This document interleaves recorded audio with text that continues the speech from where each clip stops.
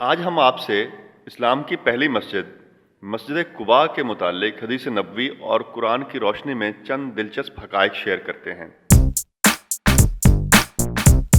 مسجد قباء مسلمانوں کے دل میں ایک اہم مقام رکھتی ہے، جس کی وجہ یہ ہے کہ اس کی نسبت حضرت محمد صلی اللہ علیہ وآلہ وسلم سے ہے اور یہ اسلام کی پہلی مسجد ہے۔ یہ مسجد نبوی کے بعد مدینہ منورہ کی دوسری بڑی مسجد ہے۔ یہ سعودی عرب میں مسجد حرام اور مسجد نبوی کے بعد تیسرے مقدس ترین مقام کی حیثیت رکھتی ہے۔ یہ مدینہ میں آنے والے زائرین کے لیے ایک اہم ترین جگہ ہے۔ کئی روایات کے مطابق مسجد قباء کو 622 عیسوی میں تعمیر کیا گیا، جو کہ حضور اکرم صلی اللہ علیہ وآلہ وسلم کے مکہ سے مدینہ ہجرت کرنے کے بعد تعمیر کی گئی تھی۔ مسجد قباء مدینہ منورہ کے مضافات میں واقع ہے۔ روایات کے مطابق حضرت محمد صلی اللہ علیہ وآلہ وسلم ہر ہفتہ یہاں زیارت کے لیے جایا کرتے تھے۔ عبداللہ بن دینار سے مروی ہے کہ حضرت عمر کہا کرتے تھے، نبی اکرم صلی اللہ علیہ وآلہ وسلم ہر ہفتہ یہاں جایا کرتے تھے۔ بعض اوقات وہ پیدل سفر کرتے اور بعض اوقات کسی سواری کا استعمال کیا کرتے تھے۔ حضرت محمد صلی اللہ علیہ وآلہ وسلم کے مطابق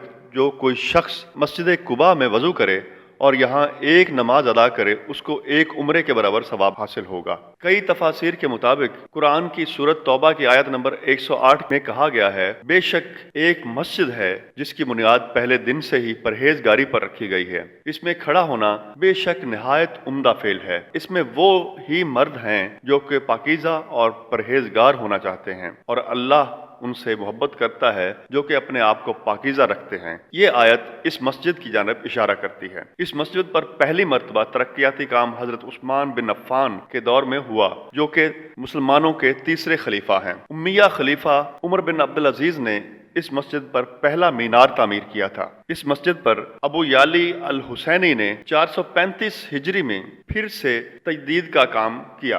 انہوں نے یہاں نماز کی جگہ تعمیر کی، جس کو نماز کا طاق یعنی نقشہ کہا جاتا ہے۔ اس مسجد میں 7 بڑے داخلی راستے ہیں، جبکہ 12 ضمنی راستے ہیں۔ اس مسجد میں 3 ٹھنڈا کرنے کے یونٹ ہیں، جن میں سے ہر ایک یونٹ میں 1,80,000 کولنگ یونٹس جتنا ٹھنڈا کرنے کی صلاحیت ہے۔